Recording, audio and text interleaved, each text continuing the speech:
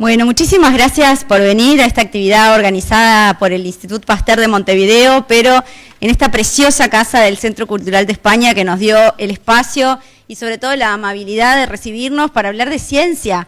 Nos contaron que, bueno, que la ciencia es un tema que le interesa particularmente al Centro Cultural de España, así que bueno, esperemos que no sea el último, sino que sea el primero de varios eventos y que vengan siempre a sala llena como estamos ahora. Así que bueno, muchísimas gracias. Hoy vamos a hablar de este muchacho acá presente que nos acompaña con inteligencia artificial, por supuesto, pero que nos da esta idea de dónde estamos y a qué nos referimos. Cada tanto, yo voy a leer, pero al principio vamos a ir contando algunas cosas, y la idea es que después sea un conversatorio, no se asusten. Pero bueno, cada tanto tenemos estos descubrimientos, estos anuncios científicos que son temas de conversación mundial. Ya lo sabemos, por algo ustedes están acá también de algún modo, ¿no? Hacen realidad sobre todo algo que parecía de ciencia ficción. Llegar a la Luna, cuando llegó la primera sonda robótica a Marte, comunicarse con el otro lado del mundo, la primera inseminación artificial, bueno, la primera clonación, acuérdense, los que habían nacido de Dolly, la oveja, que la clonamos. Adelante, por favor. Bueno, todas esas fueron hechos científicos. Donde haya lugar, pueden sentarse. Hechos científicos que dieron que hablar y que generaron reflexiones y miradas a futuro desde la ciencia, pero para todos los campos de la sociedad. Ahora estamos justamente en este hecho científico, pero que también es comunicacional, ¿no? Que tiene que ver con cómo la sociedad se informa y se entera de estos hechos y los aprehende, ¿no? De algún modo. Estas semanas estamos transitando entonces este momento, vamos a ver si esto funciona. Maravilloso. Estamos transitando este momento luego que como les spoileé ahí, la startup Colossal Bioscience, anunciara el logro de, y comillas, desextinguir, cierro comillas, al lobo gigante, este animal que habitó América del Norte y parte de América del Sur hace más de 10.000 años y que desapareció de algún modo cuando sus presas, que también eran parte de la megafauna, como los bisontes y ese tipo de mamíferos, también desaparecieron. Y yo no soy científica, así que si dije algo que estaba mal, ya me pueden corregir. Pero la idea es esa, ¿no? Contarles qué hizo Colossal, qué hicieron ellos particularmente, ¿no? La empresa que lo anunció fue fundada por estas dos personas en 2021. Él es un millonario, el sin barba, digamos, el más joven. Él es un millonario, emprendedor, tecnológico, que pone dineros en estas empresas y en estas aventuras científico-tecnológicas. Se llama Ben Lam. Y el señor de barba, que tiene pinta de Indiana Jones, ¿no? ¿Estamos de acuerdo? Bueno, él es George Church, es un genetista, profesor de genética de la Universidad de Harvard, considerado el padre de la biología sintética, o así lo venden, y sin duda trabajan obviamente juntos con un grupo de gente haciendo ciencia de vanguardia, con el respaldo de un montón de científicos, o sea, no es un anuncio vacío en cuanto al prestigio que tiene detrás de la ciencia, o sea, quienes hacen la ciencia. Colossal no es nueva en lograr cosas de vanguardia, novedosas. Ya, por ejemplo, ellos desarrollaron, sobre todo, su aporte es el desarrollo de técnicas. No es simplemente que es una empresa que hace animales, ¿no? Y cuando digo hace, lo digo conscientemente, sino que desarrolla las técnicas que permiten utilizarse para hacer otras cosas. En este caso, ellos hicieron, por ejemplo, ratones con características del mamut lanudo y también clonaron varios lobos rojos, se llaman así, actuales, que están en peligro de extinción y lograron también clonarlos y generar especímenes. Ahora es el turno del lobo gigante y quizás ahora por eso los conocemos, pero Colossal, para el que está en el ambiente, no es tan nuevo, ¿no? Y vamos a conocer a los protagonistas, o a dos de los protagonistas. Lo que hicieron ellos fue analizar ADN antiguo, o trabajar con ADN antiguo del lobo gigante recuperado de unos dientes y un cráneo de estos animales extintos, identificar algunos genes. Seguramente acá estoy diciendo algo mal, que lo van a corregir ellos, ¿no? pero identificar algunos genes que daban estos rasgos de los animales, el pelaje espeso, la mandíbula grande, el tamaño, ¿no?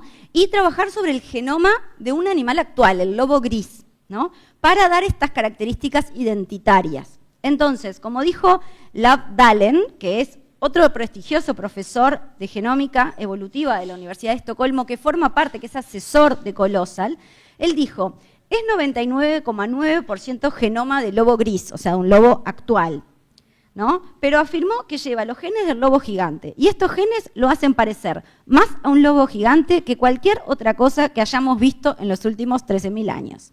O sea, es una opinión, ¿no? Y es la opinión que también nos lleva un poco a conversar en esta mesa, ¿no? ¿Es un lobo gigante? ¿No es un lobo gigante? ¿Qué lo define? ¿Qué define a un lobo gigante?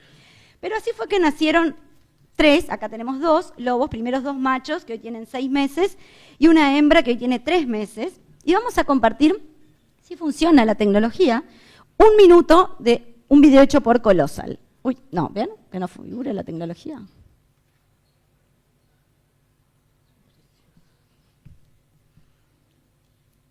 ¿Arranca solo? A ver, Feliz. Ahí está, qué maravilla. Over 10,000 years ago, a howl was lost to time.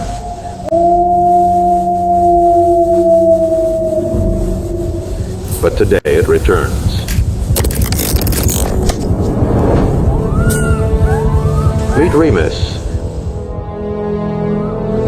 and Romulus, the first 2 direwolves since the Pleistocene era. At just 15 days old, the pups take their first wobbly steps before a much-needed nap time.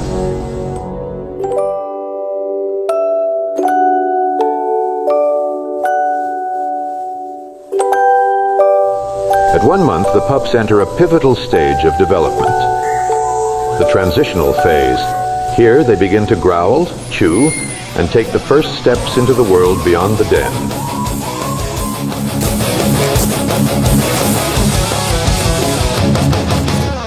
But growing up is no small task, and these little ones have certainly earned their rest. Ahora podemos bajar un poquito el volumen porque la empresa, el video dura unos 3 minutos que los invito a ver. Como ven, no solamente hacen animales, sino hacen videos maravillosos con esa voz que nos transporta a esos documentales, ¿no? y la música. Aquí está ya el lobo un poquito más grande, uno de los lobos. Esta empresa monitoreó el desarrollo de estos animales y sus características naturales en este campo que nadie sabe o pocos saben dónde está. Ante este hecho, entonces, como les decía hoy, el Institut Pasteur de Montevideo consideró que vale la pena entender, analizar, reflexionar sobre lo que realmente representa este logro, cuáles son las consecuencias, y si bien es ciencia de vanguardia en Uruguay, también se hace edición genética, también se hace biología sintética, ingeniería genética y demás herramientas que tienen espacio en este trabajo de Colossal y que no son solamente del primer mundo, que aquí también se hacen, obviamente, en otros niveles y con otras aplicaciones. Pero eso es importante tenerlo presente. Entonces, por eso, primero, vamos a presentar esta charla, pero primero les quiero contar lo de la comunicación. Les decía, esto no es solamente un hecho científico, es también un hecho comunicacional, ¿no? ¿Cómo nos enteramos de esta noticia, de este avance científico? Bueno, ahí va. Y por eso lo primero que quiero comentarles son unos ejemplos, son 4 ejemplos, no se preocupen, son 4 ejemplos de cómo la prensa internacional presentó este logro, ¿no? Y acá vamos a ver la tapa de Time, que seguramente todos la conocen, es una de las revistas más influyentes en el mundo, vinculado sobre todo el área de las revistas, que sin duda tiene una tapa impactante, ¿no? Es atractiva, como debe ser toda tapa de revista que se precie de tal, ¿no? El texto, ahí se ve un poquito más grande, ¿no?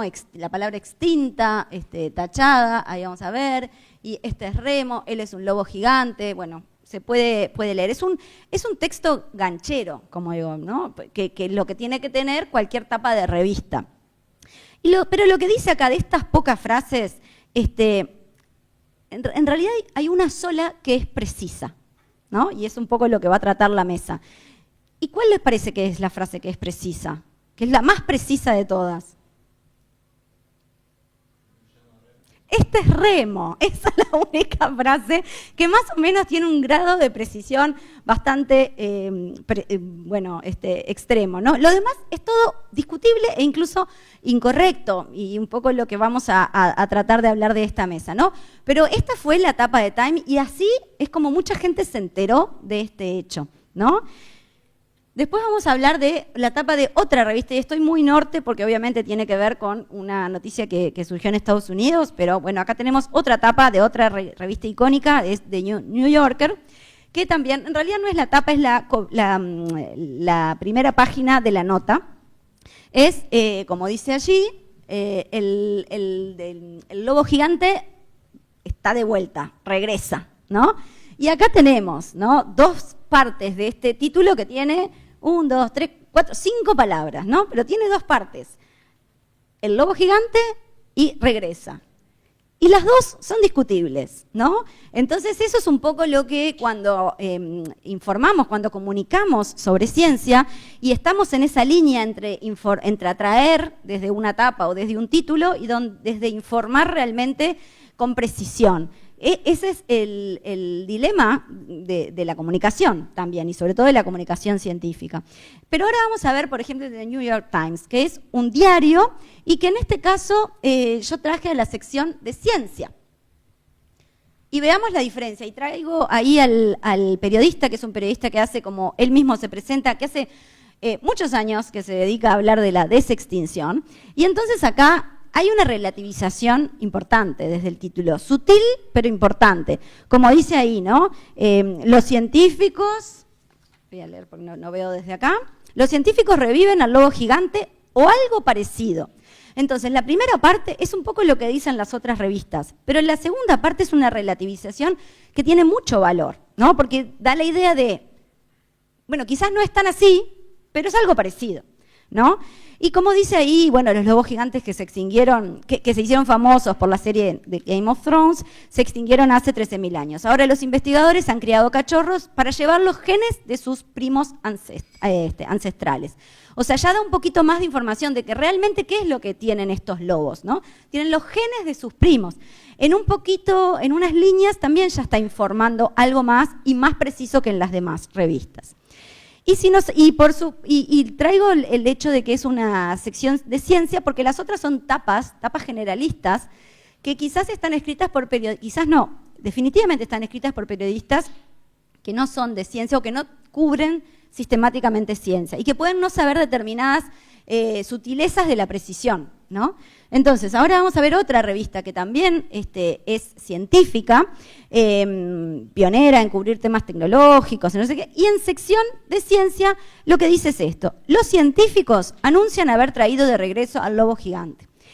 Ya el hecho de, no sé si ven la diferencia, el hecho de atribuir a los científicos el anuncio, o sea, la información, ya es otra sutileza. ¿Qué quiere decir? Quiere decir que no lo están afirmando, que están diciendo que eso es lo que dijeron los científicos.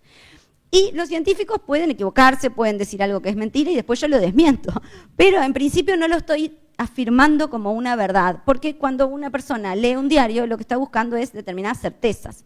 Si lo presentamos como certezas desde el diario, de algún modo estamos, bueno, obviamente hay certezas, pero en este caso está bien la relativización, la sutileza, sobre todo por el impacto y la novedad del tema, ¿no? Entonces, bueno, acá dicen, perdón, no puse la traducción por las dudas, pero bueno, acá dice frases como anuncian haber traído, lo que se dice que es, ¿no? O sea, todas son frases que relativizan, y ni que hablar la pregunta en particular.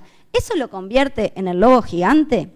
¿No? Entonces, hay una mirada incluso comunicacional crítica o que invita al lector a la reflexión, ¿no? Pero volvamos a la tapa de Time, y ya estoy terminando esta parte.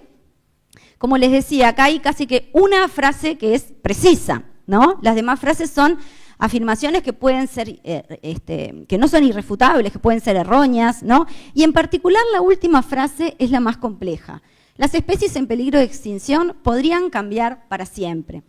Esto a nivel comunicacional, de algún modo se podría decir que es hasta peligroso, porque de algún modo lo que hace es bajarle la sensación de riesgo, ¿no? A cuando uno dice, bueno, vamos a cuidar el ambiente, vamos a tener cuidado con lo que hacemos con los recursos, con la matanza de determinados animales, porque pueden caer en la lista, y ahora Susana, que es una de nuestras panelistas, va a hablar de las especies en peligro de extinción. Si le sacamos ese peligro, corremos el riesgo de que la gente pierda esa noción, ese cuidado, y entremos en un círculo complejo. Entonces, de hecho, los expertos han dicho, ¿no?, que estamos en una crisis de biodiversidad, que para el 2050 la mitad de las especies que conocemos habrán desaparecido si seguimos así. O sea, hay un montón de datos espectaculares, pero que hablan del cuidado que tenemos que tener con la diversidad. Entonces, decir que la desaparición de especies ya no es un problema es un mensaje peligroso. No es algo que haya inventado Time. De hecho, si vemos la página de Colossal, que los invito a ver porque es muy buena, es lo que dicen, ¿no? Dicen efectivamente que la extinción es un problema colosal que enfrenta el mundo, y ellos dicen ahí arriba que lo van a arreglar, ¿no? Entonces, que Time diga eso en realidad no es tan loco, ¿no? Pero que lo diga la empresa es una cosa, que lo diga el medio de prensa es otro. Y también lo que dice Colossal es esto, ¿no? El amanecer, el inicio de la genética, ¿no? Alegó que el objetivo, ellos, los fundadores de Colossal, dijeron que su objetivo es poner herramientas genéticas al servicio de los animales, para salvar o recuperar a aquellos que se extinguieron por culpa nuestra, por culpa del ser humano. Por supuesto, ¿quién no va a querer esto? ¿Quién no va a decir, me encanta esta opción, esta oportunidad? Pero la comunicación de la ciencia, y sobre todo el periodismo, debe tener cuidado, ¿no? No debe caer en el autobombo científico. O sea, hay un concepto en inglés que se dice el cheerleader de la ciencia, ¿no? El porrista de la ciencia. Uno como periodista científico tiene que, por más que uno sea fan, porque de hecho los que cubrimos ciencia en realidad de algún modo lo hacemos porque nos gusta, pero tenemos que tratar de evitar ese fanatismo, ¿no?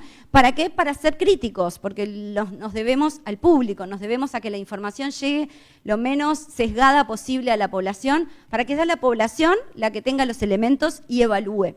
Entonces, por eso digo, se dice evitar ser porrista de la ciencia. No todo lo que hace la ciencia puede estar bien o puede estar exento de alguna dificultad, ¿tá? Entonces, Colossal habrá dicho, empezamos con el lobo, pero lo que queremos es el mamut, el dodo, y estamos en este punto, ¿no? ¿Y por qué les parece? Porque esto, ya para terminar y para dar pie a la mesa, ¿por qué les parece que empezaron con el lobo, ¿no? Ahora que ven un poco el perfil de la empresa y todo eso. ¿Quién conocía el lobo gigante? Levanten la mano. ¿De dónde lo conocías? De lecturas. ¿De qué lecturas? A ver si llegamos a la respuesta que estoy buscando. Si no, la digo yo. ¿Quién lo conocía a ver? Juego de Tronos, ahí está. O sea, el lobo gigante no era el lobo gigante para mucha gente hasta Game of Thrones, ¿no? Yo no veo Game of Thrones, pero sé que The Winter is Coming es una frase que hay que usar, ¿no? Entonces, si esta serie que batió récords de audiencia, que batió récords de premios, tiene esta figura tan presente, y yo empiezo como una empresa trayendo a la vida a este animal, en realidad tengo ya una audiencia cautiva interesada, lo que no es menor. No es menor, no quiere decir que eso sea la motivación, digo, esto me hago cargo, lo digo yo, ¿no? Pero hay como una cuestión de Colossal hubiera empezado trabajando con lobos gigantes si no hubiera existido Game of Thrones, ¿no? Y alguien le hubiera dado la importancia al lobo gigante si Colossal no hubiera hecho este primer experimento. O sea, hay como un círculo que se retroalimenta y que justamente lo que hace es generar marketing de algún modo. Pero marketing, que no es una mala palabra. El marketing es una palabra correcta si se usa con los fines correctos. Y que la ciencia se haga eco de esto y que la comunicación se haga eco también de esto no está mal. Es simplemente cuidar cómo se informa. Esa, entonces, es la misión que nos trae hasta aquí. Si los aburrí, espero que no, pero ahora vamos a escuchar a la gente que sabe.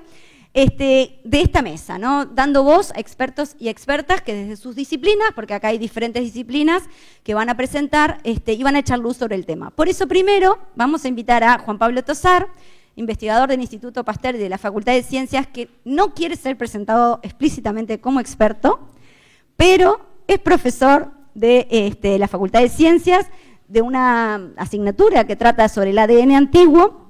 Su campo de acción es el ARN, pero él le encanta estos temas y es la persona que va a moderar esta mesa para que presente las diferentes voces. Gracias. Muchas gracias, Daniela.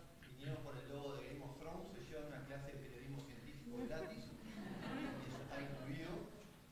Y probablemente estaremos hablando de bastantes más cosas, digamos, que el logo gigante, porque, un poco como dijo Dani, esto toca muchos temas, y supongo que van a ir saliendo con este panel, digamos, que armamos. Así que, voy a hacer una breve introducción. Muchas gracias. Y empecemos con Tatiana Basica, ¿sí? Que es doctora en Ciencias Biológicas, investigadora de la Unidad Mixta Pasteurinia. Yo todo esto lo sé, pero estoy nervioso, entonces leo.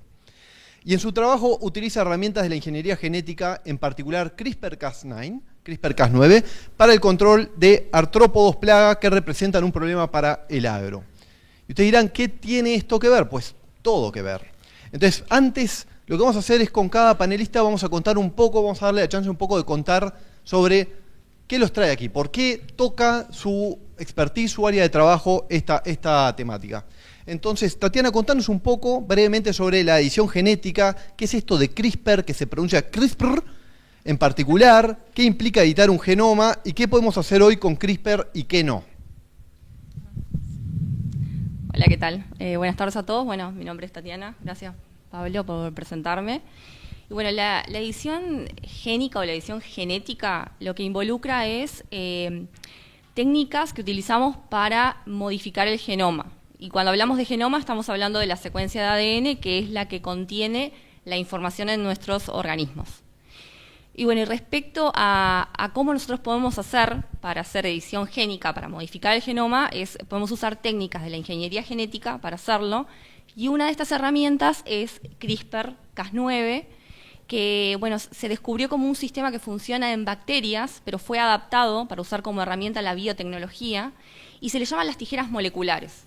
Y se le llaman las tijeras moleculares porque, tal cual, está compuesto de dos elementos. Uno es una tijera, es una proteína que se llama Cas9, que corta la hebra de ADN, como si fuera una tijera, y tiene otro componente, que es una molécula que se llama ARN guía, que a mí me gusta decirles como si fuera Google Maps, porque lo que le dice es a la tijera exactamente en el genoma dónde ir a cortar.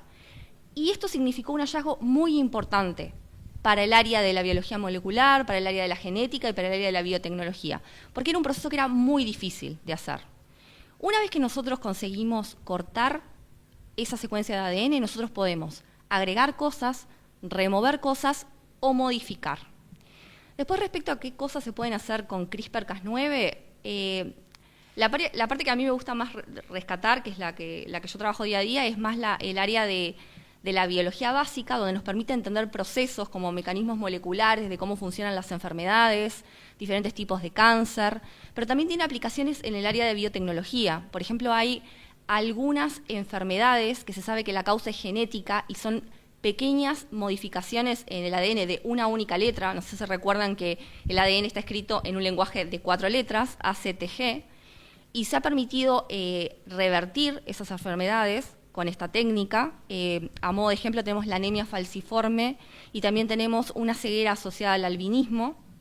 Y después también se puede utilizar, por ejemplo, asociada al agro, si nosotros queremos pensar en tener cultivos que sean resistentes a las sequías, resistentes a las inundaciones, a las plagas. Y bueno, y para finalizar, y no menos importante, bueno, ¿qué es lo que no se puede hacer? Creo que principalmente lo más importante es hablar desde el punto de vista ético, es que ilegal, no está permitido trabajar en embriones humanos. Y además hay otras restricciones, pero más metodológicas, de lo que tiene que ver con que tampoco no es tan sencillo modificar el genoma de un individuo adulto. Entonces, por eso, cuando se habla de enfermedades en las que se ha podido trabajar usando estas tecnologías, son cosas muy puntuales. Por ejemplo, cáncer es una cosa en la que se está tratando de trabajar y aplicar esta tecnología, pero todavía falta para llegar. Bueno, un poco por mi parte es eso, no sé si... Bueno, buenísimo, y ya vamos a tener tiempo de seguir avanzando y profundizando, así que si se quedaron con las ganas de saber más de CRISPR, vamos a seguir y además va a haber chance para hacer preguntas al final. Seguimos con Susana González. No te veo. Susana, la doctora Susana González es bióloga y profesora titular del Departamento de Biodiversidad y Genética del Instituto de Investigaciones Biológicas Clemente Estable. En su carrera se ha especializado en ecología de la conservación, en genética del venado y es directora del grupo especialista Ciervos de la Unión Internacional para la Conservación de la Naturaleza, una organización internacional dedicada a la conservación de los recursos naturales.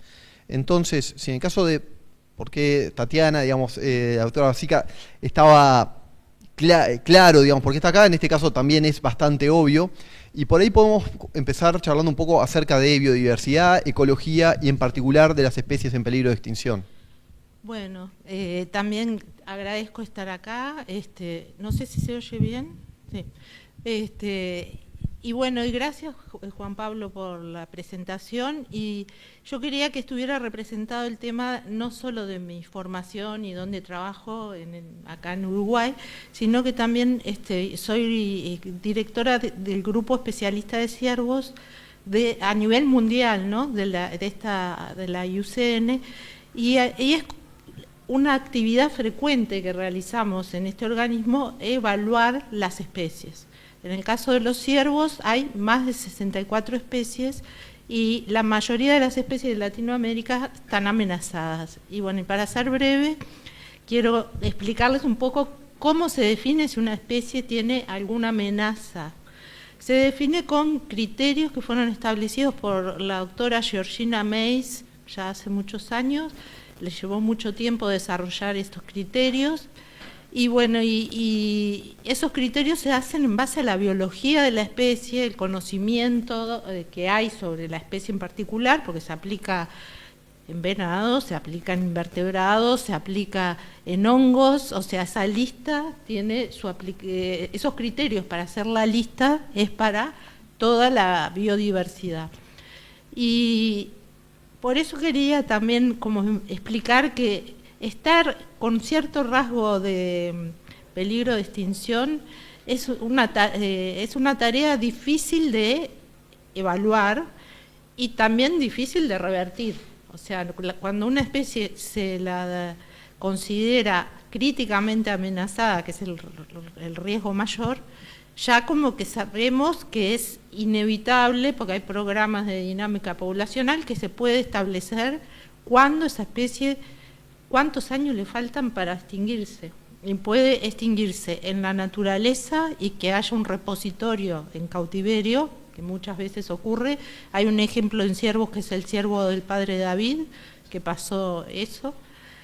Y puede extinguirse en cautiverio, que en el caso de la especie que yo trabajo acá en Uruguay, que es el venado de campo, había en todos los zoológicos prácticamente del país y hoy solo hay en la estación de cría de Pan de Azúcar. Y bueno, y hablando un poco, relacionando el tema de cómo se comunica y el interés de la gente, yo creo que no es tan interesante a nivel popular saber los peligros que tenemos y las especies amenazadas, y que este tipo de noticias, como explicaba Daniela recién, tienen un sensacionalismo y desde mi punto de vista, sensacionalismo en el sentido impactante, ¿no? Porque está mostrando cómo la especie humana puede manipular la naturaleza. Yo creo, lo interpreto desde ese punto de vista. Es discutible, después veremos la opinión de los otros asistentes, pero creo que el impacto más grande es ese, cómo los seres humanos tienen herramientas y pueden revertir un proceso evolutivo que nuestros profesores, acá hay una profesora y que era de embriología justamente, nos enseñaban que llevó miles de años de evolución. Bueno, las obras de Darwin justamente explican todo esto. Y bueno, no quiero atraparlos más, pero quería simplemente mostrarles que estar en peligro de extinción, una especie, no es un hecho subjetivo, que es objetivo y se determina con criterios claros y transparentes, ¿no?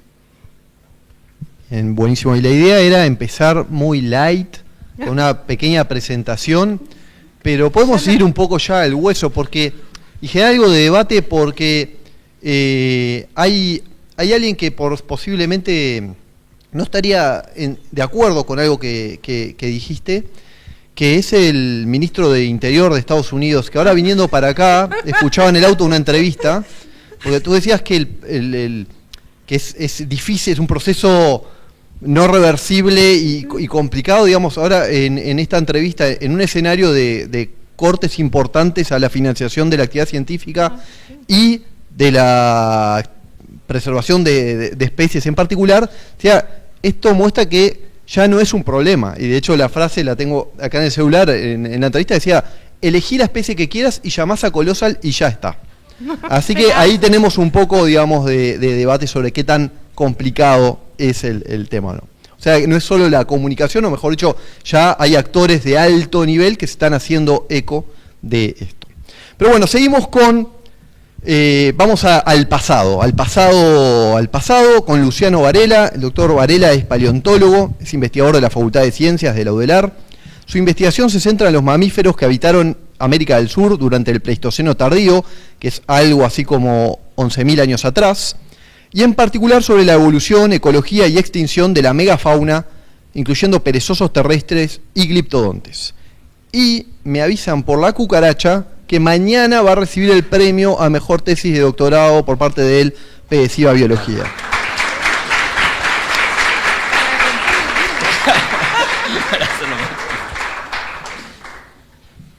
Entonces, bueno, pero no te hice la pregunta, ya ibas a hablar, agradecer. No.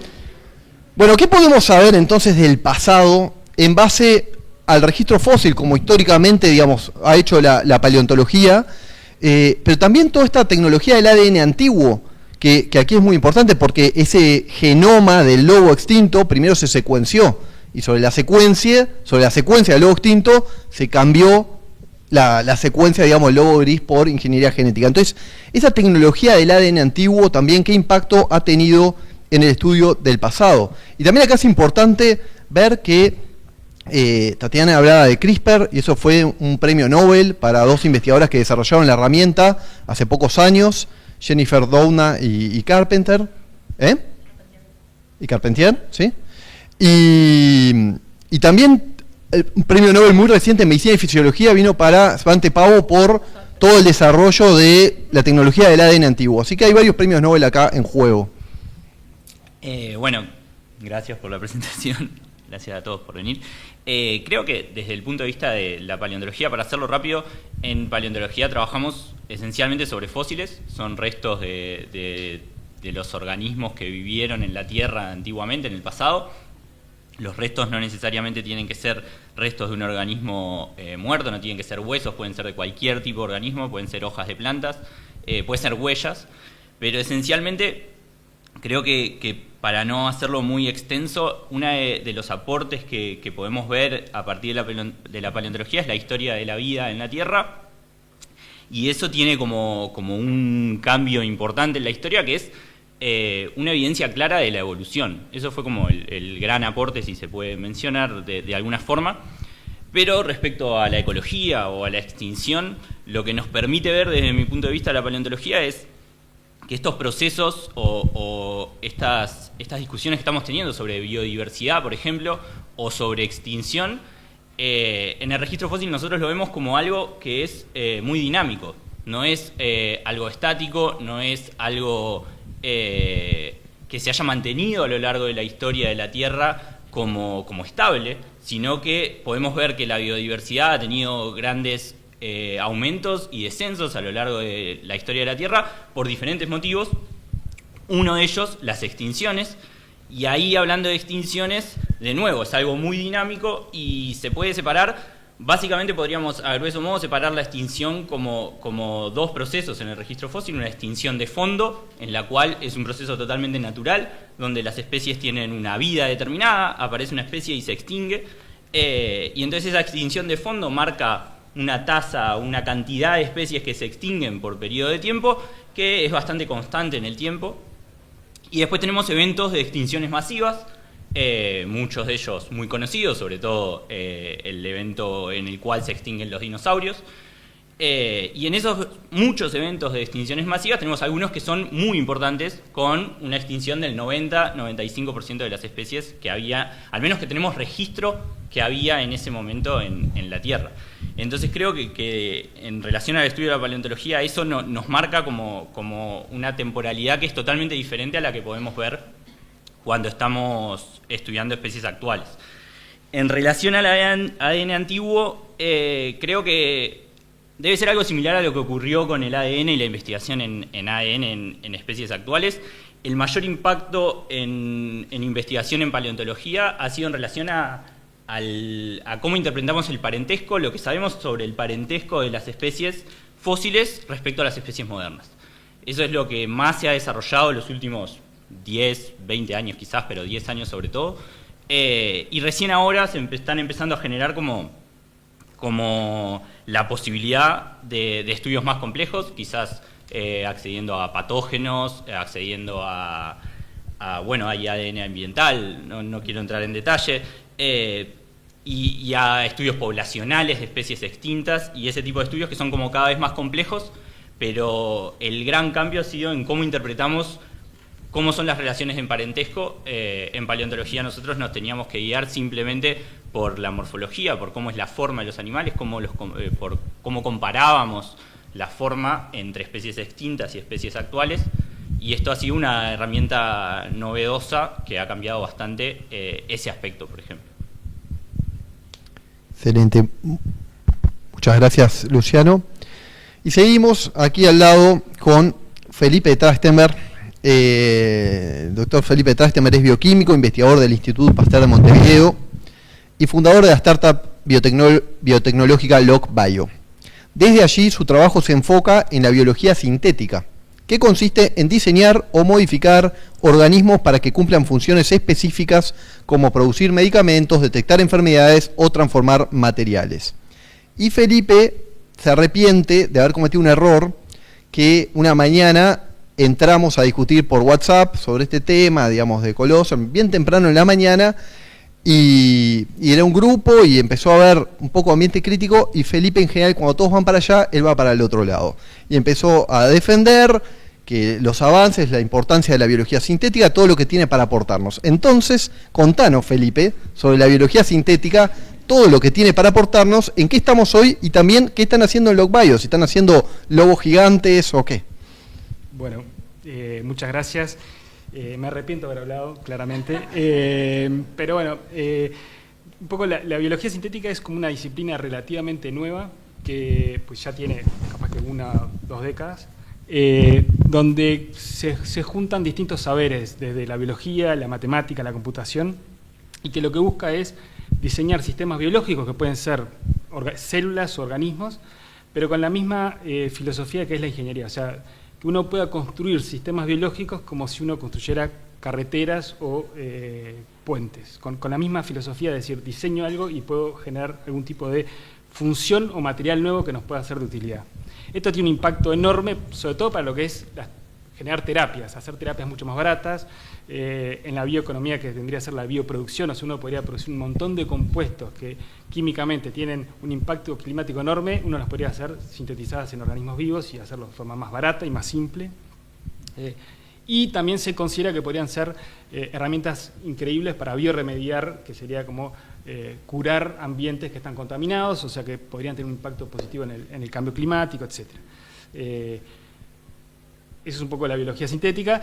Y bueno, en LocBio lo que estamos haciendo es, y una de las cosas que creo es que estamos en un momento de un punto de inflexión. O sea, hacer ingeniería en biología es bastante difícil, por no decirlo, lleva mucho trabajo, pero creo que estamos en un punto de inflexión, sobre todo porque la inteligencia artificial está potenciando esta área particular, y claramente nos está dando un montón de herramientas que pueden ser usadas de una forma positiva, pero también pueden ser negativas. Entonces está bueno poder discutir estos temas para tratar de pensar cuál es la mejor forma de sacarle el buen provecho a estas tecnologías que van a producir un cambio enorme.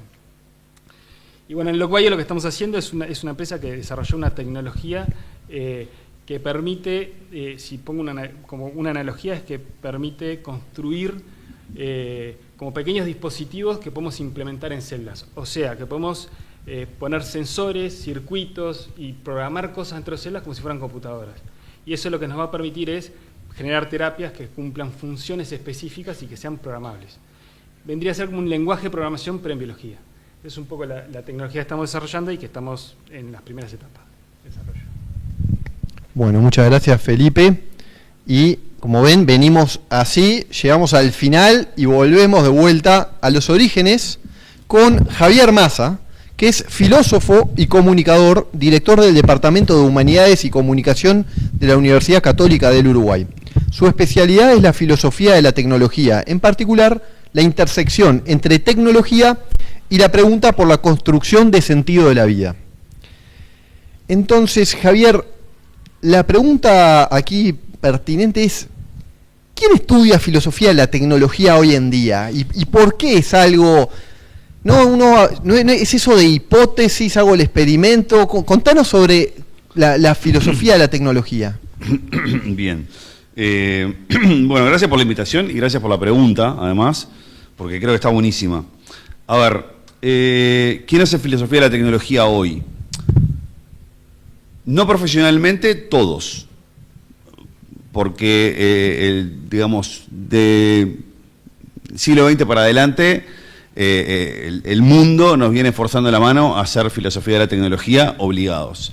Hoy no hay medio de prensa, no hay universidad, no hay espacio cultural que no esté preocupado por qué vamos a hacer con la inteligencia artificial, hacia dónde vamos, qué es lo que nos va a llevar, cuáles serán los límites, qué es bueno, es malo, qué va a pasar en la política, en la educación, en la biología, en la medicina. Estamos todos preocupados por este tipo de cosas y por lo tanto, a nivel, si se quiere, no académico, filosófico, profesional, todos estamos haciendo filosofía de la tecnología, lo cual es un buen momento para profesionalmente dedicarse a hacer filosofía de la tecnología, profesionalmente.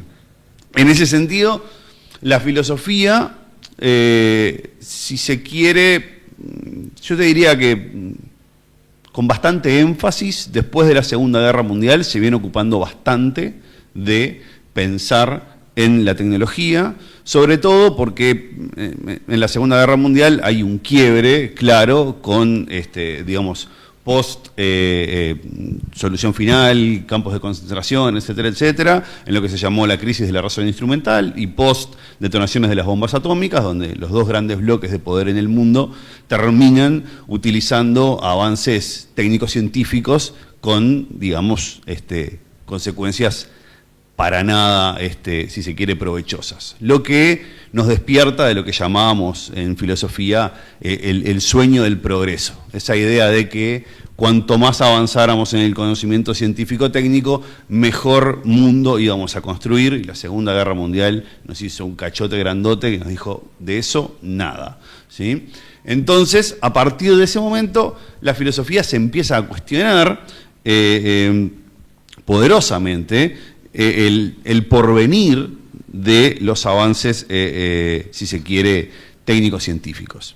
Y entramos, sobre todo acá después de la década de los 70, la década de los 80, en lo que algunos denominamos el giro técnico de la filosofía, en donde empezamos a hacernos la pregunta de cuán profunda es la penetración de la técnica en la condición humana, y de lo que nos empezamos a dar cuenta es de que no es bastante profunda, sino que es absolutamente profunda y, digamos, y nos comprende casi, yo diría que en un 100% al modo de entendernos a nosotros como humanidad. Yo ahora estaba recién escuchando a Susana, ¿no? que decía esto de los seres humanos manipulando la naturaleza y me acordaba de la escena de 2001 de Kubrick, ¿no? cuando el primate tira el hueso, ¿no? Y efectivamente, del Homo habilis para adelante, los seres humanos venimos modificando la naturaleza a diestra y siniestra porque nos encontramos en una condición que difícilmente quizás a veces somos como tan conscientes de eso, y es que la naturaleza es 100% enemiga de la humanidad.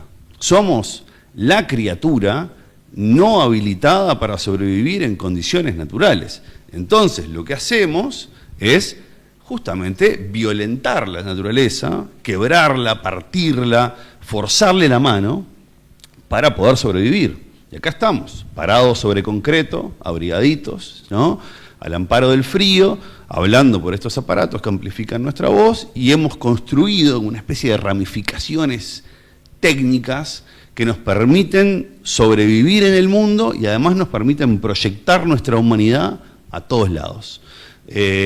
Entonces, los seres humanos somos algo parecido a una especie de pulpos técnicos que extendemos así nuestras capacidades sobre el mundo, y de eso se trata la filosofía de la tecnología.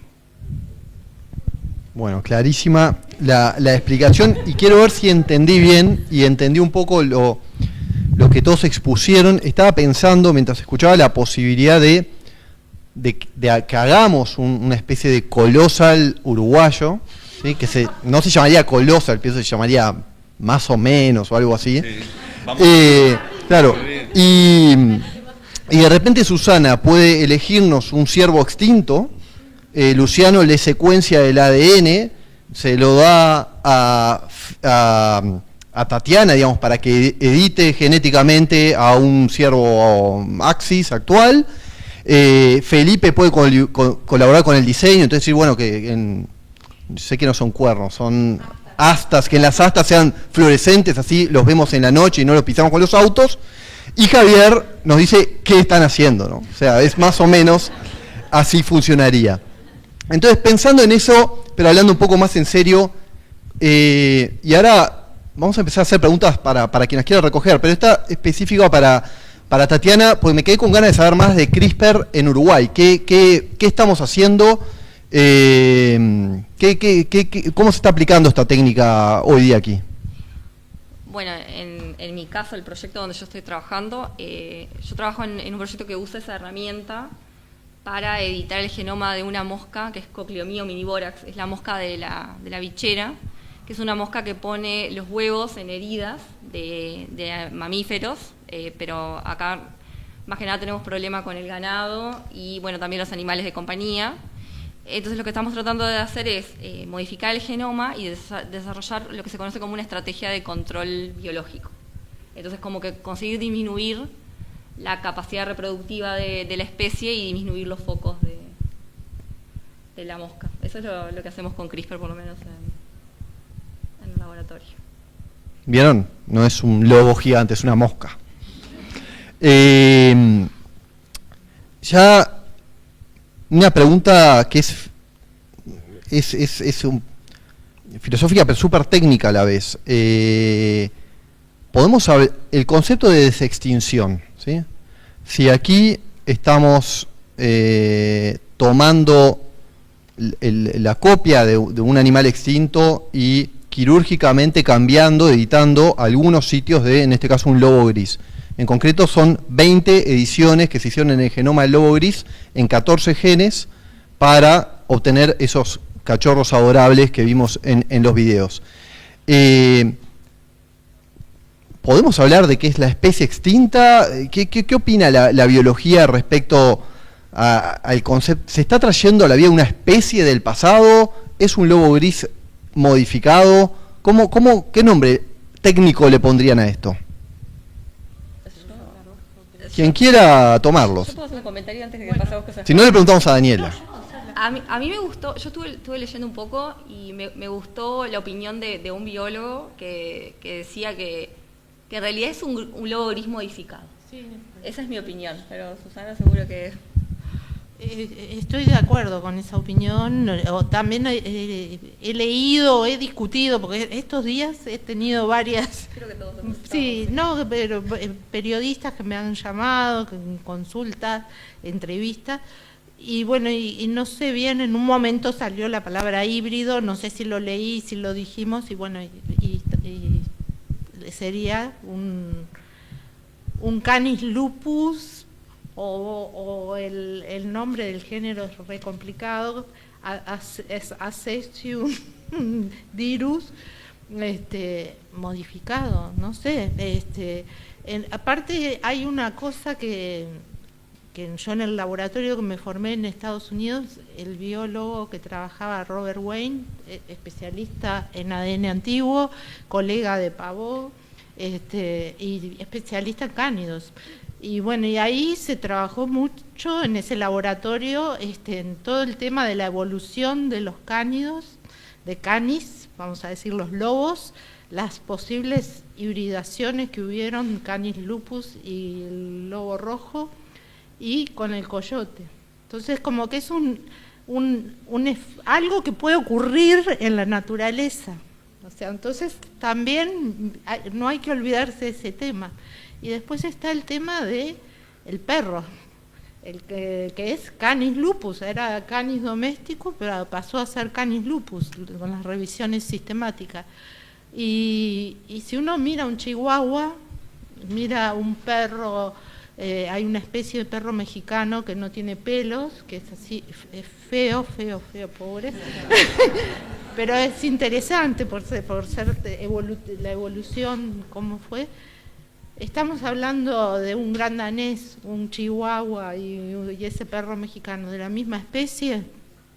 Bueno, si miramos los cromosomas es la misma especie, porque tienen algo, los cánidos, de conservar mucho el número cromosómico. Entonces, no sé qué decir, que estoy un poco de acuerdo, que estoy de acuerdo contigo, pero no, o sea, no puedo decir que lo hayan traído de vuelta. Eso. Creo que hay otra posible interpretación, que es una especie nueva, algo nuevo, sí, ¿no? Sí. Que sea sintético, que venga por ese lado. Una generación de una especie nueva, sí, sintética de alguna forma, que no es nada de ambas. Yo creo que puede ser también. Y genera un sí. problema aún mayor también, ¿no? El punto de qué nombramos especie, qué nombramos especiación, sí. Cuando entra la mano del humano en el medio. Sí. Bueno, ahora yo quiero hacer una pregunta, en realidad, a ver qué piensan ustedes en general, porque una cosa que también me genera curiosidad es, bueno, se eligieron 14 genes y se modificaron 20 características de los 14 genes en total. Mi pregunta es, ¿cuál fue, me pregunto porque realmente no lo sé, cuál fue el criterio y qué características se seleccionaron? ¿Y qué pasa cuando lo que se hace es, se seleccionan, que sabemos que no es suficiente para definir que volvió el nuevo lobo gigante? ¿Qué pasa cuando arbitrariamente una persona decide voy a modificar determinadas características para obtener qué? O sea, ¿cómo le llamamos también? Porque, ¿qué se piensa de eso, de la arbitrariedad de seleccionar rasgos que obviamente no representan completamente un lobo gigante? Creo que igual nos podemos alejar del genoma en sí, ¿no?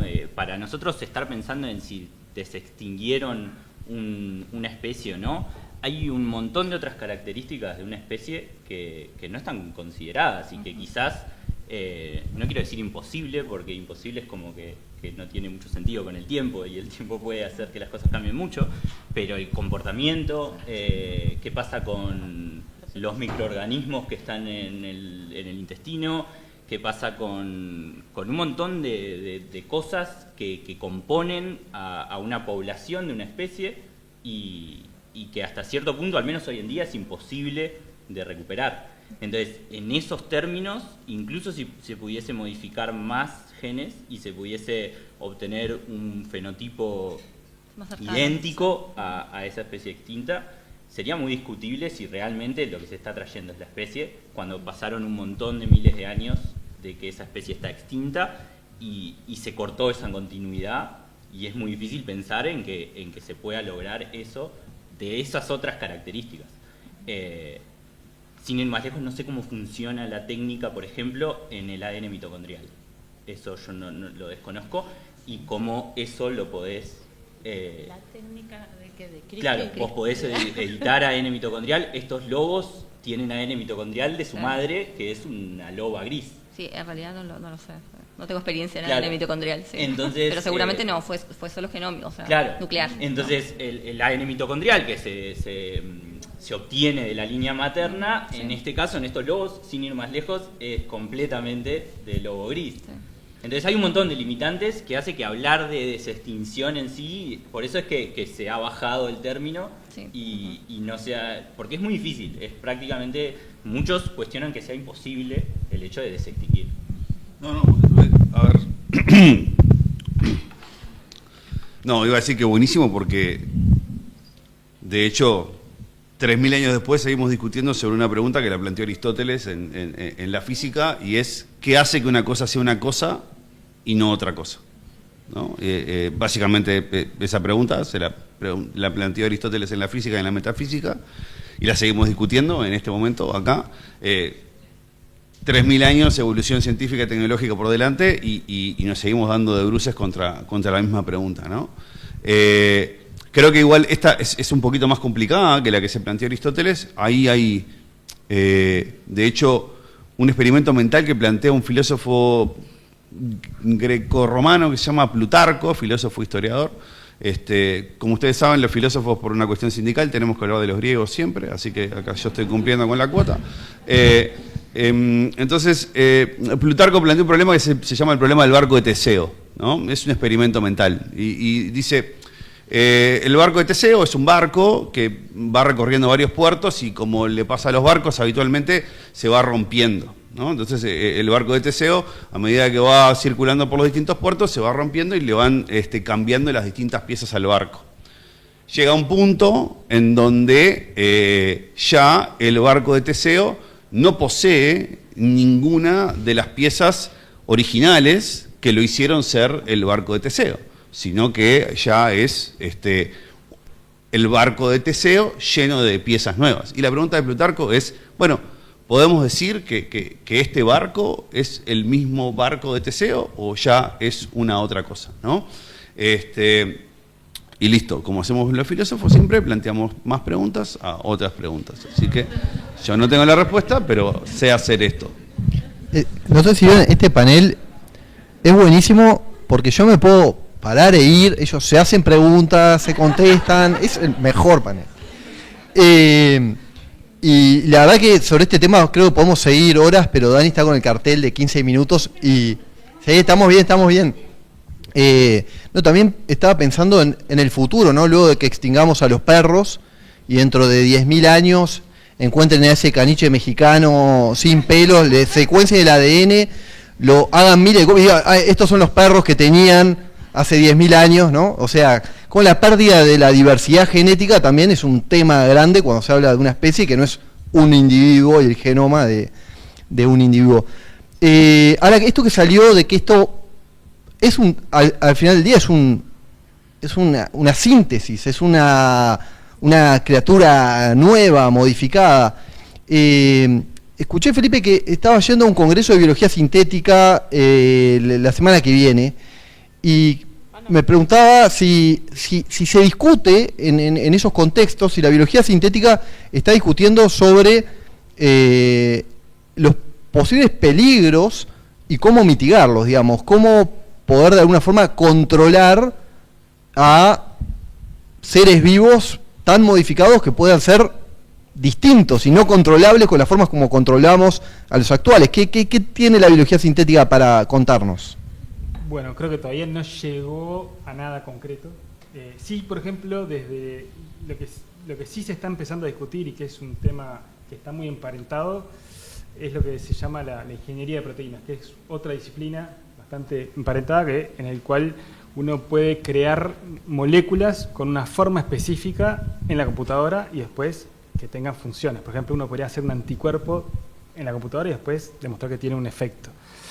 Y eso plantea de vuelta, al igual que la biología sintética, plantea un montón de beneficios y una potencia enorme, pero tiene un montón de riesgos que son cuestiones de bioseguridad. O sea, uno podría hacer una toxina, uno podría hacer cosas que son peligrosas. Y todo lo del bioterrorismo está muy en discusión, y hay grupos bastante, un consorcio internacional que están discutiendo es cómo lograr, porque es muy barato, El diseñar una proteína y sintetizar la proteína sería unos pocos cientos de dólares. O sea que el riesgo que uno podría generar podría ser muy grande. Entonces están haciendo todo un análisis para ver cómo podemos mitigar esto y que haya algo de control. Sobre todo en la secuenciación de ADN. Y yo creo que los organismos va a ser parecido, porque en el fondo la síntesis de ADN, que es el material genético, ese va a ser uno de los cuellos de botella. Es cómo nosotros podemos sintetizar ADN para generar organismos sintéticos, y eso tiene que haber de alguna forma algún sistema internacional que tenga algo de vigilancia para asegurar de que no se genere cualquier cosa, pero sobre todo que si se genera se pueda resolver rápidamente, o sea que esté la información disponible. Y es una cosa, yo capaz que un comentario, porque yo lo veo desde el lado de la ingeniería sintética o biología sintética, que para mí estoy de acuerdo con que no es una desextinción real o podría ser un organismo modificado o sintético, pero yo creo que en el fondo ahí se está planteando con mucho marketing avances tecnológicos que sí tienen una potencia muy grande, porque hablamos de evolución. En biología sintética la evolución es un problema. ¿Cómo logramos? O sea, nosotros hacemos una carretera y la carretera no se va a ir moviendo. Hacemos organismos vivos y los organismos vivos van a poder evolucionar. Entonces, ¿cómo controlamos esa evolución para que tener algún tipo de restricciones en el espacio en el que se puede mover? Y eso es otro problema grande en el que se enfrenta. Y creo que estos experimentos que están haciendo, en el fondo, uno los puede pensar como que el ser humano está tratando de buscar caminos evolutivos para llevar a ciertos puntos finales, y lo pienso por el lado de la inteligencia artificial. Uno podría decir, bueno, entre no mucho uno podría decir, quiero hacer una bacteria que sea capaz de comerse el plástico para limpiar los océanos. Y el algoritmo de inteligencia artificial nos dé el ADN. ¿Cómo hacemos ese organismo sintético a partir de un ADN que está en la computadora? Este tipo de sistemas donde uno puede generar caminos evolutivos hasta llegar a ese organismo final son como atajos que el ser humano podría usar. Bien, y con eso que decías de lo que se puede ganar en el camino con la investigación, eso es bastante explícito. De la empresa Colossal han dicho explícitamente que su modelo de negocios no es hacer un Jurassic Park, un zoológico para cobrar entrada y así financiarse.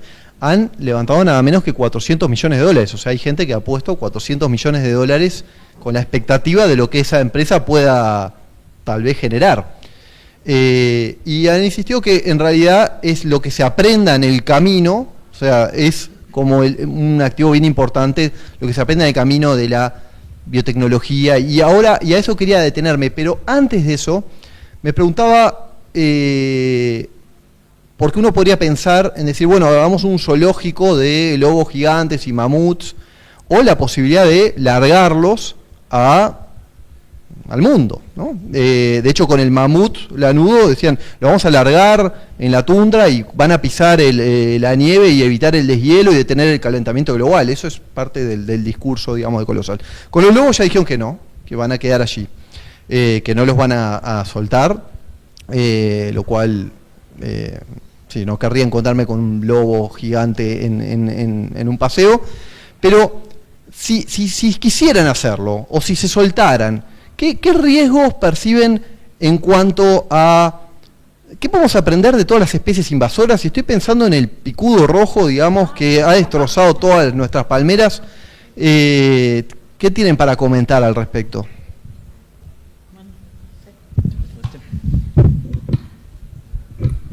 Bueno, ahora el tema del momento sí, es el picudo rojo, pero hay varios casos en Uruguay de especies invasoras, como el mejillón dorado, que es un problema para la OCE, porque tapa todas las cañerías, el jabalí, que también es una especie grande, pero que genera muchos problemas en los ambientes nativos uruguayos, el ciervo axis, que fue el jabalí y el ciervo axis fueron introducidos al Uruguay por Anchorena, y de ahí se dispersaron a todo el Uruguay, y el ciervo axis llegó hasta Brasil, o sea, hasta el estado de San Pablo. Hay registro. Entonces, como que es un tema, lo de las especies exóticas, invasoras, es un tema muy complejo. Está en el convenio de biodiversidad, es un tema que se trata de ver cómo controlarlas. Y después en la parte de plantas también hay el ligustro, y que está matando el monte nativo, que nosotros tenemos escaso monte nativo, tenemos menos de un 5% y todavía está siendo invadido por especies exóticas, como este caso. La rana toro, que fue introducida con fines de hacer un criadero y con mucha seguridad, que no se iba a escapar, que no sé qué. Y bueno, hasta en el Clemente Estable tuvimos en el acuario, en uno de las fuentes, ahí donde están las tortugas de Clemente Estable, tuvimos una rana toro. O sea, como que es una dimensión que se escapa a la especie, al control humano, y bueno, las intenciones son siempre, sí, lo vamos a controlar, pero las pruebas de que sí se puede controlar son bastante escasas. Y bueno, en Australia hay muchos ejemplos, como el conejo, que lo introdujeron porque querían tener algún animal para cazar, y el conejo trajo muchos problemas. Introdujeron una mixomatosis, que es una enfermedad, un hongo, y también trajo problemas. O sea, como que creo que las manipulaciones que hacemos los seres humanos no siempre son exitosas. Hay casos de éxito, porque estamos acá también, ¿no? Entonces, para darle a Felipe una chance de que lo sintético también es posible, pero hay que tener precauciones. Bueno, simplemente decir que en realidad convivimos con un montón de terapias que son de biología sintética. O sea, las terapias CAR-T, que se consideran como una de las terapias más relevantes en cáncer, son ejemplos de biología sintética que hacen este mismo tipo de desarrollo. Y que eso no, o sea, son vistas como positivas. Creo que igual en este caso no serían especies invasoras, o sea, se necesitaría un control para que no se transformen en especies invasoras en otros territorios, pero la idea sería reintroducirlas a los territorios a los cuales habitaban y se extinguieron en ese lugar hasta cierto punto por actividad humana, y es lo que más o menos la empresa plantea o los investigadores que están detrás plantean. Entonces se estarían reintroduciendo especies que como vos decías, por ejemplo, en Siberia el mamut. Y ahí hay otro término, por ejemplo, en desextinción, cómo interpretan desextinción, que es justamente volver a generar un animal que cumpla un rol ecológico en ese ecosistema.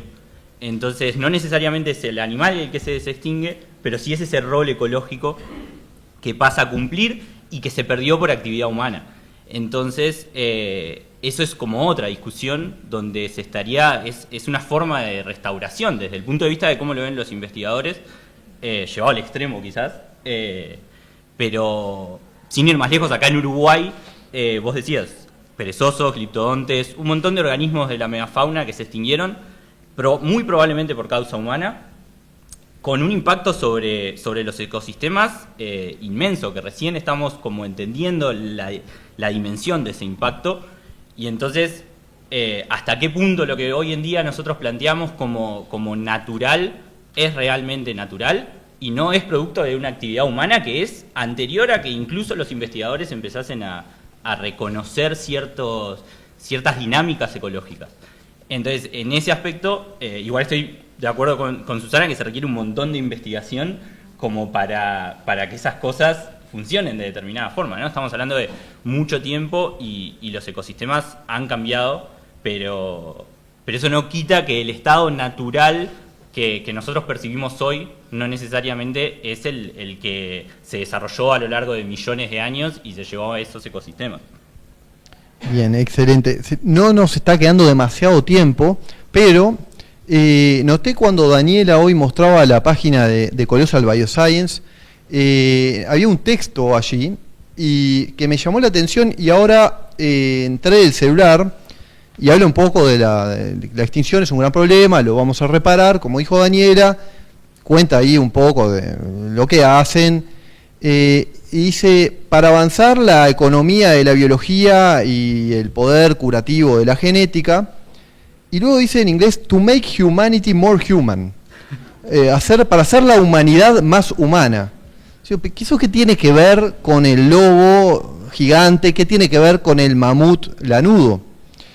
Y de repente esto no tiene que ver solo con otras especies animales, sino me pregunto si no tiene que ver también con la nuestra propia. Tatiana hablaba hoy de que la manipulación del genoma de embriones humanos está prohibida. Sin embargo, en 2019, un científico chino, cuyo apellido no lo voy a decir para no pronunciarlo mal, pero es He Jiankui, lo dije al final, bueno, anunció que habían nacido en un hospital tres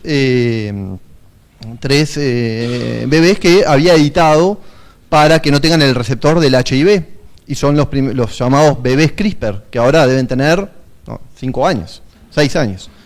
Y eso fue en su momento condenado por buena parte de la comunidad científica internacional y particularmente la norteamericana, y algo que me llamó la atención en aquel momento es que uno de los pocos científicos estadounidenses de renombre que paró de decir, a ver, se nos está yendo la moto, esto no está bien, pero tampoco está tan mal, es George Church, que es quien está, digamos, detrás de Colossal. Entonces, más allá de que Colossal persiga ese fin u otro, todo este avance de CRISPR, de la edición genética, de la edición del genoma, de editar algo que yo creo que Colossal, me permito una reflexión, está avanzando en algo muy complicado, que es caracteres fenotípicos multigénicos.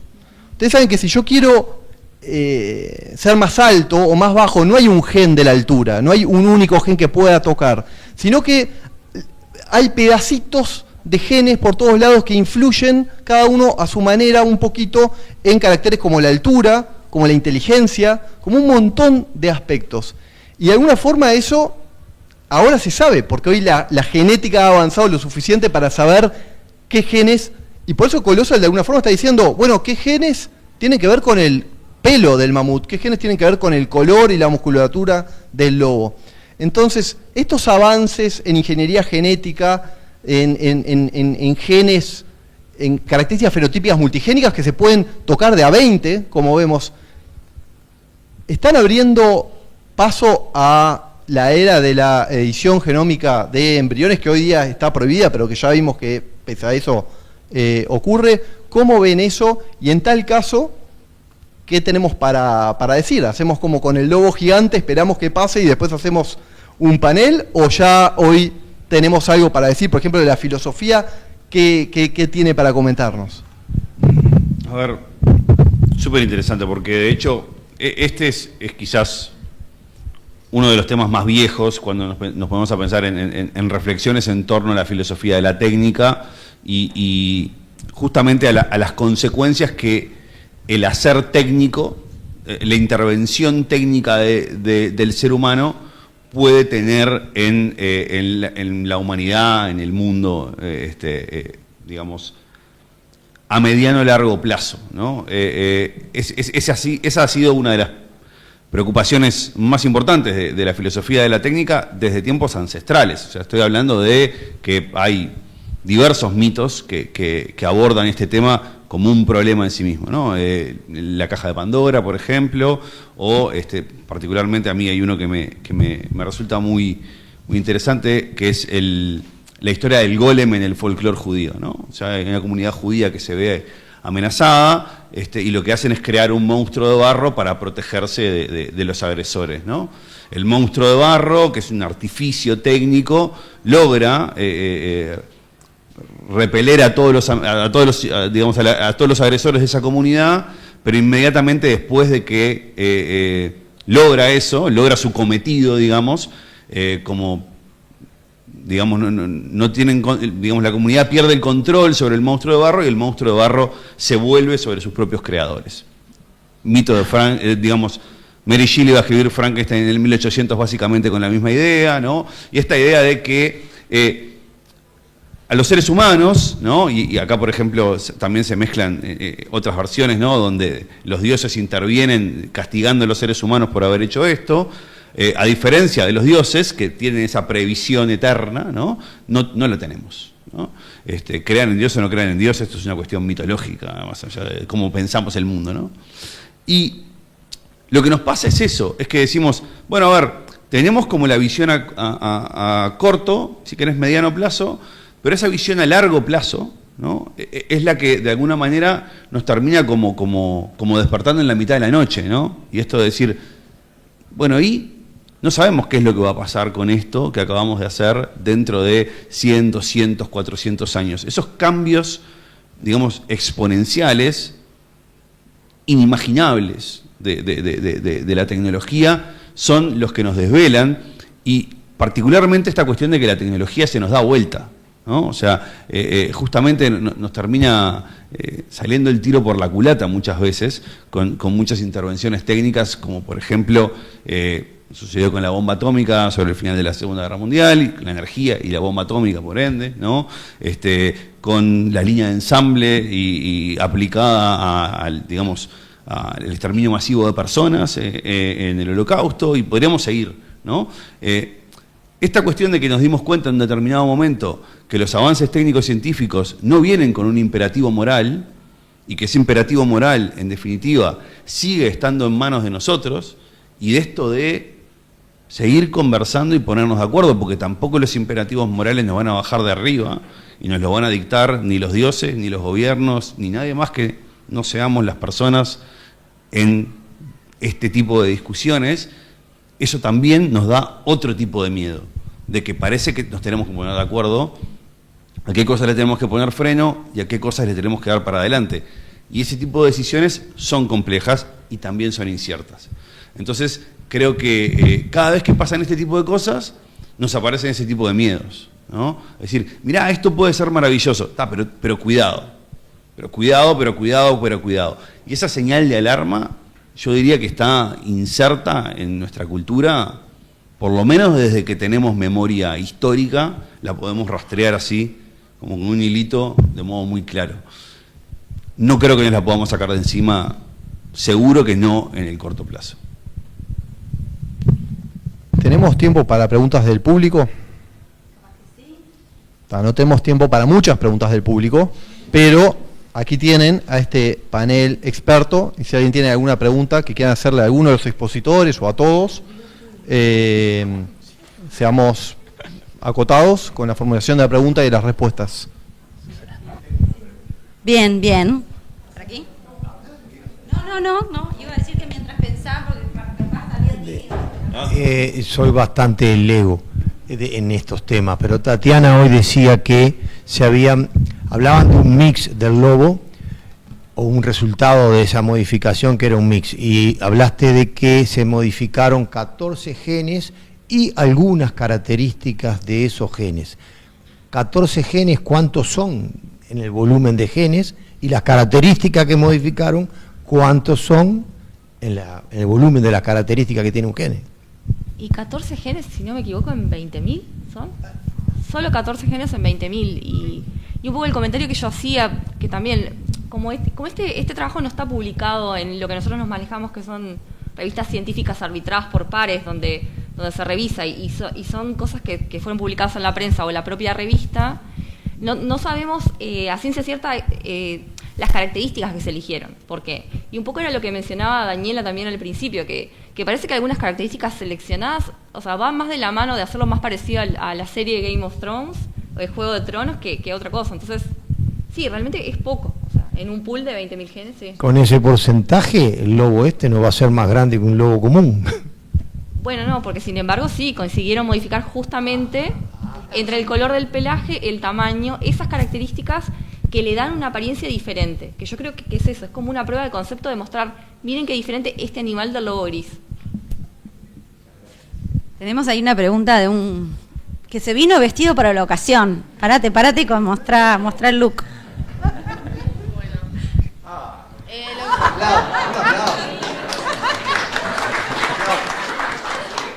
Tenía una preguntita que era cómo van a hacer estos, o sea, no sé si van a revivir más animales, pero según lo que dijeron, también iban a revivir, según lo que dicen, al mamut lanudo, al tigre de Tasmania, al dodo y al rinoceronte blanco, que es una especie rara de rinocerontes que ya se extinguieron, se lo digo. Me da curiosidad saber si eso era cierto o si solo era una mentira de la empresa que... Porque hay veces que solo hacen una cosa y terminan sin hacer las demás. Puede ser. Ya que prometieron que hagan algo, a ver, panel. No, están trabajando los proyectos. Bueno, yo de nuevo...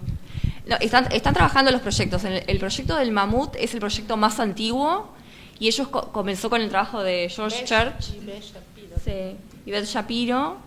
Y ellos inicialmente, no me acuerdo cuántos genes modificaron en el ratón, pero tenían como un núcleo de 65 genes que iban a modificar y ahora descubrieron que tienen que modificar 85. Entonces, como que porque van trabajando por partes, o sea, no consiguen modificar todo de una vez. Entonces, pero sí, dicen que están trabajando en eso.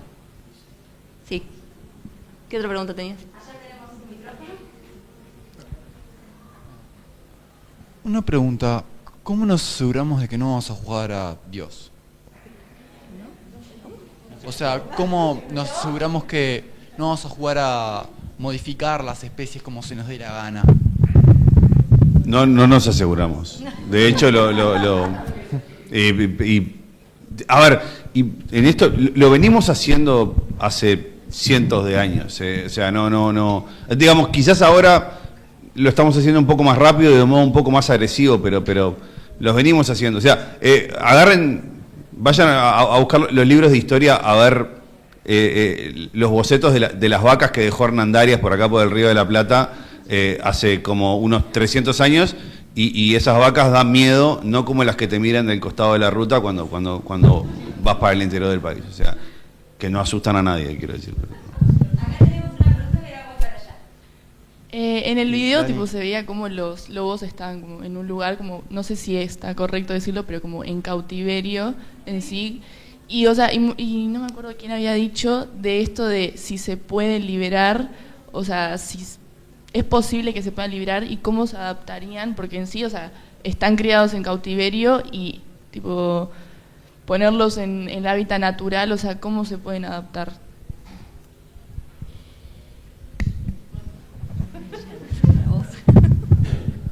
Bueno, una opinión personal, o sea, yo pienso que no se van a poder liberar, aparte si la empresa ya se comprometió, creo que lo va a cumplir, pueden ocurrir fugas. Pero del punto de vista, mirando como bióloga poblacional, así la dinámica poblacional, Rómulo, Remo, y no sé cómo se llama la perrita, bueno, son hermanos, yo qué sé, no está claro, son parientes, o sea, ¿cómo va a ser viable esa población? O sea, ya va a empezar con una endogamia terrible. Endogamia es el proceso de cruzamiento entre parientes.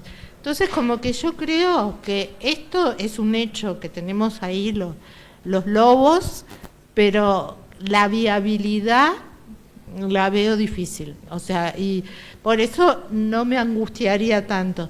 Sería así como algo extraordinario que de estos tres, dentro de 50 años tengamos 20, no sé, me parece que no daría para preocuparse. Pero... Sí, habría que preguntarle a Anchorena. Hola, buenas. No sé si se escucha bien ahí. Sí, sí. Muchas gracias por la charla, estuvo muy buena, muy interesante. Me gustaría conocer la opinión de Felipe. Que si te parece impactante o revolucionaria, fuera de los temas éticos y morales, toda la metodología experimental para poder realizar 20 ediciones en un solo genoma exitosamente y todo el resto de metodologías que hicieron. Acá, Tomás Feliz. Buenísima pregunta de tu hermano. Bueno, muchas gracias por la pregunta. En realidad, yo creo que son avances muy potentes de la tecnología, mismo solo el hecho de que hayan sido capaces de seleccionar qué tenían que modificar para definir esas características, ya para mí eso es una demostración de capacidades que es increíble.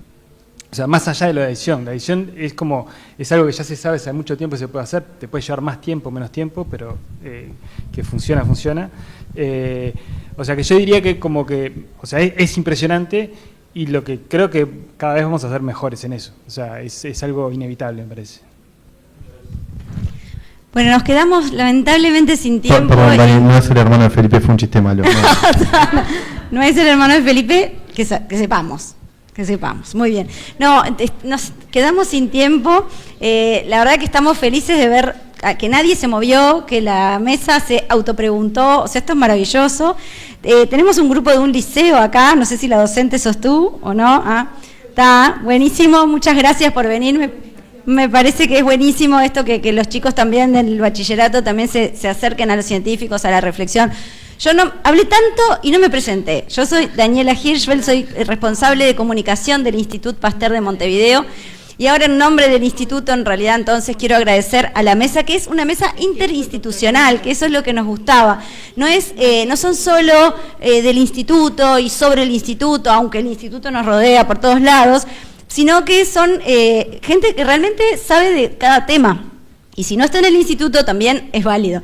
Por eso tenemos a la Universidad Católica con Javier, tenemos, Tatiana es Mix, es Instituto INIA, Susana es el Clemente Estable, Facultad de Ciencias, Luciano también, y la doble filiación de Juan, y Instituto Pasteur de Felipe. O sea que, como ven, la ciencia está en todos lados, ellos comentan, hablan, todo eso. Y para terminar, el marketing, esto que hablamos de Colosal y todo eso, también llegó al Instituto Pasteur. Por supuesto. Entonces, esto tiene que ver con una línea de divulgación, que es la unidad de comunicación, que son las chicas que ven allá también, le ponen mucho cariño y desarrollamos una línea de merchandising. No tiene fin de lucro, más allá de volver a imprimir o volver a producir. Lo que busca son bolsos, remeras, posavasos, cuadernos, todas tienen un QR que dirige a información de la imagen que está impresa en el bolso, dibujada en la remera, en la tapa del cuaderno, porque son todas fotos de investigaciones que se desarrollan en el instituto. Son fotos reales, científicas, que a través de ese QR les dirigimos a la página web donde ustedes pueden saber de qué se trata, qué están viendo ahí y qué hace el instituto en esa línea. Entonces, de algún modo es también contarles la ciencia que se hace en Uruguay. Ese es el mensaje final, como decía Lelutier, ¿no?